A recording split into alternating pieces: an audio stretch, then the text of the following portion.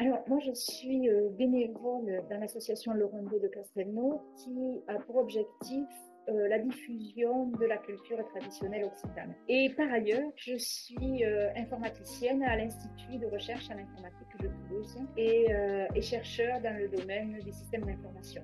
Et donc, de par mon travail professionnel, je connaissais l'intérêt en fait des projets européens pour faire collaborer des organismes de différents pays pour un enrichissement mutuel. Et nous avons donc eu l'idée dans l'association d'utiliser ces compétences pour proposer un projet qui vise en fait à faire des liens entre les cultures traditionnelles, donc les cultures, en l'occurrence ici la culture traditionnelle d'Occitanie et la culture traditionnelle de Transylvanie.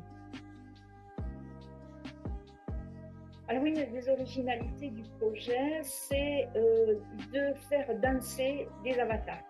Donc on a souhaité faire danser sur des musiques traditionnelles des avatars, soit des danses d'Occitanie, soit des danses de Transylvanie, dans un environnement complètement reconstitué d'un village qui pourrait être un village occitan, qui pourrait être un village transylvanien.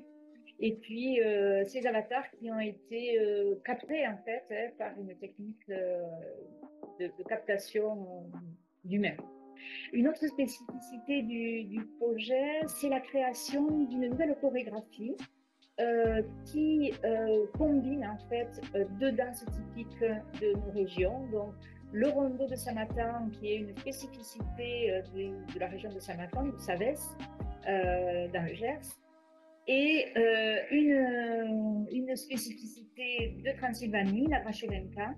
Et donc, une chorégraphe, Hélène Marc, a travaillé sur une création pour passer de la danse du rondo vers la danse de Brachovenka, de la Brachovenka. Et donc, cette nouvelle danse, eh bien, elle est apprise dans le cadre de stages dans différents festivals. Alors, ce qui a été particulièrement enrichissant dans le cadre de ce projet, c'est de rencontrer des gens complètement différents et totalement complémentaires. Donc, nous avons une entreprise, Motec Entertainment, à Amsterdam, qui s'est occupée de toute la partie virtuelle et captation des mouvements, création des avatars, donc un partenaire très technique. Ce sont des rencontres très intéressantes.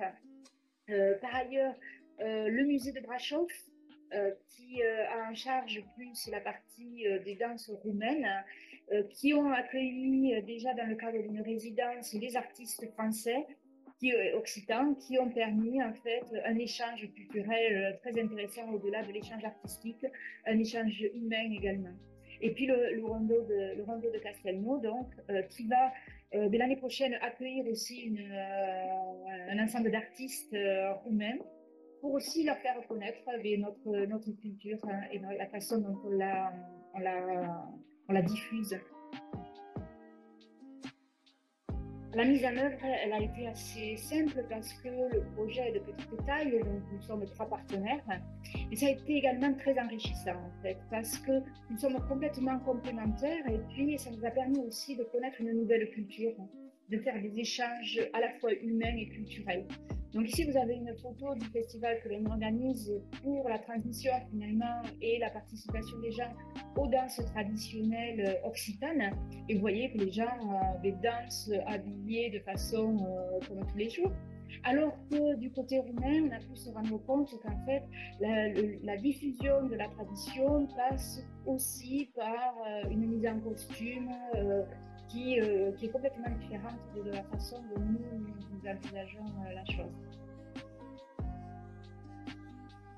Relais Culture Europe nous a vraiment beaucoup aidé dans la partie en particulier accompagnement à la rédaction du projet et mise en conformité par rapport aux attentes en fait des attendus, de la façon de rédiger en fait et oui des attentes on va dire de l'appel à projet. Parce que c'est bien d'avoir des idées, mais en fait, il faut réussir aussi à bien les exprimer pour les collecteurs et puis pour expliquer à l'Europe ce que l'on veut faire. Et ça, c'est quelque chose qui n'est pas forcément évident pour nous de faire. Et là, le relais Europe, Culture Europe, nous a beaucoup accompagnés.